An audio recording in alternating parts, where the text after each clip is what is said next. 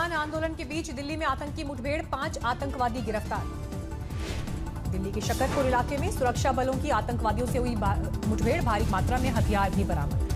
गिरफ्त में आए आतंकवादियों में 2 पंजाब और 3 कश्मीर के। गिरफ्तार आतंकवादियों में बलविंदर सिंह संधू का हत्यारा भी शामिल। पंजाब में हुई थी शौर्य चक्र पुरस्कार विजेता संधू की हत्या। सभी 5 आतंकवादियों का खालिस्तानी उग्रवाद से जोड़ा जा रहा है नाता। आज घने कोहरे के बीच किसान आंदोलन का 12वां दिन, चाय बिस्किट के साथ किसानों ने भगाई सर्दी। ठंड के बीच हाईवे पर डटे किसानों ने घोटी सरदाई, बादाम, मूंगफली और काली मिर्च घोंटकर तैयार की सरदाई।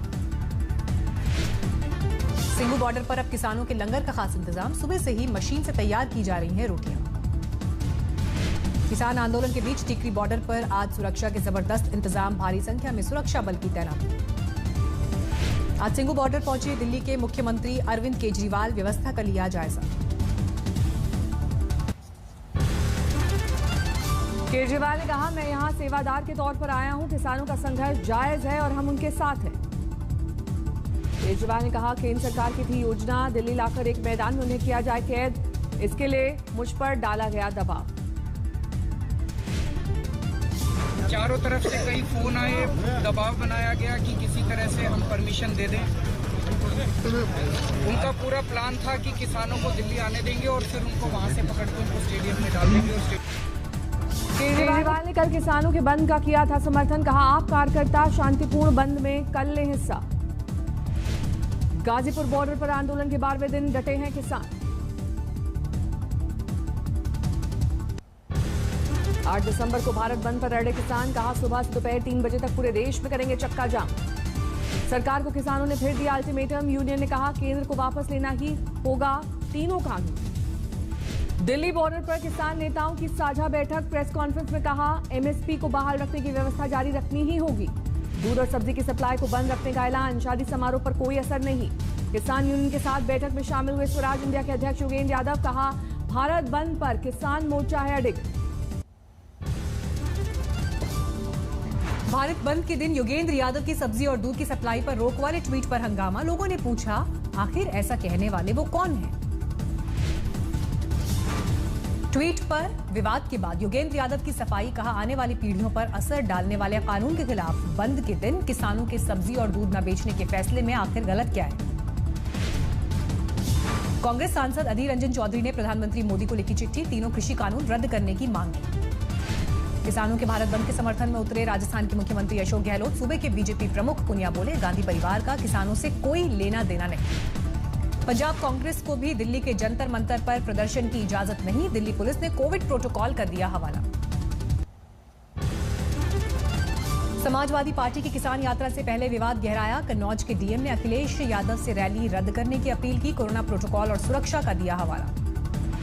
अखिलेश यादव को रोकने के लिए पुलिस ने विक्रमादित्य मार्ग को सील किया। लखनऊ के इसी इलाके में रहते हैं अखिलेश। आज किसानों के समर्थन में यूपी की सड़कों पर उतर रही है समाजवादी पार्टी। कन्नौज में शुरू होगी किसान यात्रा। लखनऊ की मंडियों में आज किसानों और व्यापारियों का प्रदर्शन। कल किसानों के भारत बंद के समर्थन का किया ऐलान।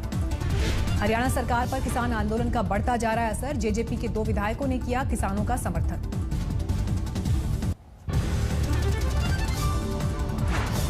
किसानों के समर्थन में आगे आई प्रियंका चोपड़ा। किसानों को बताया फूड सोल्जर। बोली, किसानों के डर को दूर करे सरकार। किसानों के समर्थन में आज 30 से ज्यादा अंतर्राष्ट्रीय खिलाड़ी करेंगे अवार्ड की वापसी। दिल्ली स्थित प्रेस क्लब में करेंगे प्रेस कॉन्फ्रेंस। किसानों को मिला दिल्ली के कुछ ऑटो टैक्सी यूनियन का साथ। भारत बंद का किया समर्थन। संघ से जुड़े भारतीय किसान संघ ने किसान आंदोलन से बनाई दूरी। राजनीतिक दलों के आंदोलन से जुड़े होने का दिया हवाला। कहा, पहले दे चुके हैं सरकार को अपनी मांगों का ज्ञापन। बीएसपी सुप्रीमो मायावती ने भी किसान आंदोलन का किया समर्थन। सरकार से किसानों के मुद्दे पर ध्यान देने की अपील। बिहार में आरजेडी ने किसानों के भारत बंद का किया समर्थन। तेजस्वी बोले, तीनों कानून को रद्द कराने के लिए किसानों के साथ। झारखंड के मुख्यमंत्री हेमंत सोरेन ने भी किसानों के भारत बंद का किया समर्थन। कहा, देश की आन बान शान है किसान। किसानों के भारत बंद को शिवसेना का साथ। संजय राउत ने ट्वीट कर किया ऐलान। सूत्रों का दावा, कृषि मंत्री रहते शरद पवार ने एपीएमसी कानून में बदलाव की मांग की थी। निजी क्षेत्रों की भूमिका तलाशी जा रही थी। दिल्ली सटे नोएडा में 2 जनवरी तक धारा 144 लागू। बिना मंजूरी धरना प्रदर्शन की इजाजत नहीं। किसानों के अगले दौर की बातचीत से पहले सरकार की बड़ी बैठक। कृषि राज्य मंत्री कैलाश चौधरी के घर में मिले नरेंद्र तोमर और पुरुषोत्तम रूपाला। 9 दिसंबर को किसानों के साथ होने वाली बैठक के मसौदे को लेकर तीनों मंत्रियों में चर्चा। कृषि सुधार बिल में संभावित संशोधन पर भी मंथन। किसान आंदोलन के पीछे सरकार को दिखी साजिश। कृषि राज्य मंत्री कैलाश चौधरी बोले, विपक्ष भड़का रहा है आंदोलन। किसानों को लेकर बोले सनी देओल, कहा सरकार और किसान का मामला, बाकी लोग न दें दखल। एनडीए के साथ ही हनुमान बेनीवाल भी किसानों के साथ आए। भारत बंद का भी समर्थन। 9 दिसंबर को शरद पवार, सीताराम येचुरी और मनोज झा करेंगे राष्ट्रपति से मुलाकात।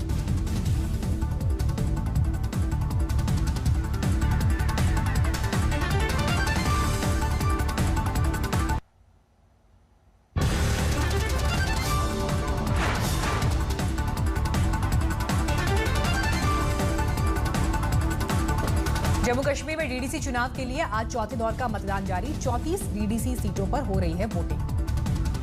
डीडीसी चुनाव के लिए आज जम्मू कश्मीर में सुरक्षा सख्त। इस फेज में 249 उम्मीदवार हैं मैदान में। जम्मू की 17 और कश्मीर की 17 सीटों पर आज हो रही है वोटिंग।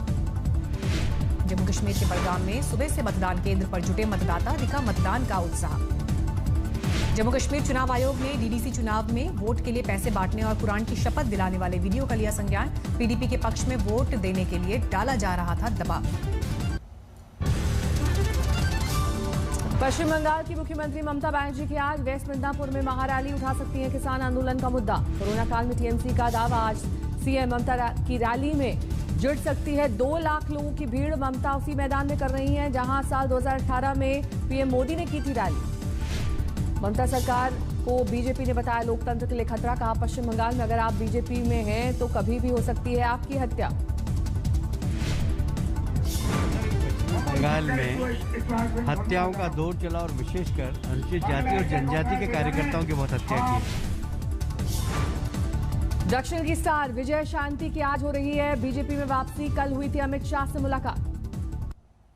तेलंगाना की पहली आदिवासी पायलट अमीरा बॉबी आज बीजेपी में होंगी शामिल। केसीआर सरकार ने पायलट की ट्रेनिंग के लिए भेजा था विदेश। बेंगलुरु में भाई के घर पहुंचे सुपरस्टार रजनीकांत, एक हफ्ते यहीं ठहरेंगे। त्रिपुरा में सीएम बिप्लब देब ने माता सुंदरी मंदिर वेब पोर्टल किया लॉन्च। श्रद्धालुओं के दर्शन की सुविधा का रखा गया ध्यान। नोएडा में बदमाशों से पुलिस की मुठभेड़, गोली लगने से एक बदमाश घायल, साथी हुआ फरार। अंबाला में एक्सपायरी डेट के परफ्यूम के कबाड़ में धमाका, आग लगने से 4 लोग झुलसे, 3 की हालत गंभीर।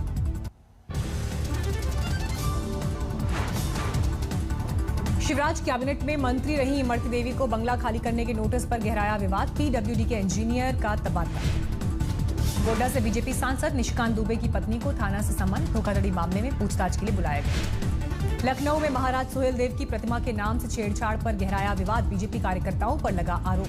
पूर्व एलजेपी नेता केशव सिंह का चिराग पासवान पर गंभीर आरोप। कहा नक्सलियों से है साठगांठ। माता त्रिपुर सुंदरी मंदिर के लिए वेब पोर्टल लॉन्च। दर्शन के लिए श्रद्धालु कर सकेंगे एडवांस बुकिंग। दिल्ली में कोरोना के मामलों में आई कमी। 21 अक्टूबर के बाद संक्रमित मरीजों की संख्या सबसे कम। दिल्ली में रिकवरी रेट 94% के पार। सक्रिय मरीजों की संख्या 24,600। दिल्ली में 24 घंटे में 69 मरीजों की मौत, 2700 मामले। कैप्टन अमरिंदर ने की कोरोना वैक्सीन लगाने में पंजाब को प्राथमिकता देने की मांग। मौत के ज्यादा आंकड़ों का दिया हवाला। कोरोना के बढ़ते मामलों के बाद मेघालय के ईस्ट खासी हिल्स में फिर से रात का कर्फ्यू। रात 11 बजे से 5 बजे तक होगी पाबंदी। ऑक्सफोर्ड की वैक्सीन कोविशील्ड के इमरजेंसी इस्तेमाल की मंजूरी मांगी गई। पुणे के सेरम इंस्टीट्यूट के साथ मिलकर भारत में हो चुका है तीसरा ट्रायल। अमेरिकी कंपनी फाइजर ने भी कोरोना वैक्सीन के इस्तेमाल की मांगी इजाजत। डीसीजीआई के पास किया आवेदन। रूस ने शुरू किया अपनी कोरोना वैक्सीन स्पुतनिक का टीकाकरण अभियान। 21 दिन बाद लगेगा दूसरा डोज। गुजरात में कोरोना वैक्सीन के स्टोरेज और वितरण की तैयारी। 2000 से ज्यादा कोल्ड स्टोरेज का इंतजाम। आजमगढ़ में कोरोना प्रोटोकॉल की उड़ी धज्जियां। देर रात तक चलता रहा डीजे, न मास्क न डिस्टेंसिंग। लॉकडाउन के वक्त जनता के मददगार बने अभिनेता सोनू सूद की एक और नेकी। पिछले 12 साल से बिस्तर पर पड़े युवक अमन की रीढ़ की हड्डी का कराया ऑपरेशन। छत्तीसगढ़ के अमन के परिजनों ने सोनू सूद का किया धन्यवाद। महंगे इलाज का खर्च नहीं होने का दिया था हवाला। सोनू सूद ने करनाल के विर्क हॉस्पिटल में कराई अमन की सर्जरी। राम मंदिर निर्माण समिति के अध्यक्ष नृपेंद्र मिश्रा पहुंचे अयोध्या। श्री राम जन्मभूमि ट्रस्ट तीर्थ क्षेत्र ट्रस्ट के सदस्यों के साथ करेंगे विचार विमर्श। राम मंदिर निर्माण को लेकर विचार विमर्श के दौरान टाटा कंसल्टेंसी और L&T के विशेषज्ञ रहेंगे मौजूद। आर्किटेक्ट आशीष सोमपुरा शामिल। जेवर एयरपोर्ट के पास बनेगा यमुना अथॉरिटी का भव्य दफ्तर, 7 एकड़ जमीन में होगा ऑफिस।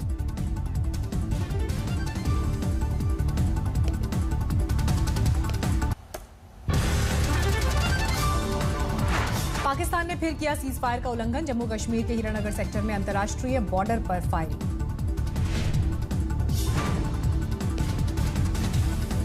देर रात तक पाकिस्तान की तरफ से होती रही गोलीबारी, भारत ने भी दिया करारा जवाब। पोखरण फायरिंग रेंज में बिना फटे बम से हादसा, 11 साल के बच्चे की गई जान। बिना फटे बम से स्कैप निकालने की कोशिश में हादसा। पिछले दिनों सेना ने पुराने पड़े हथियारों को किया था नष्ट। दिल्ली पुलिस ने सालों से कस्टडी में पड़े करीब 7.5 करोड़ रुपए उनके मालिकों को लौटाए। करीब 4 किलो सोना भी सौंपा गया।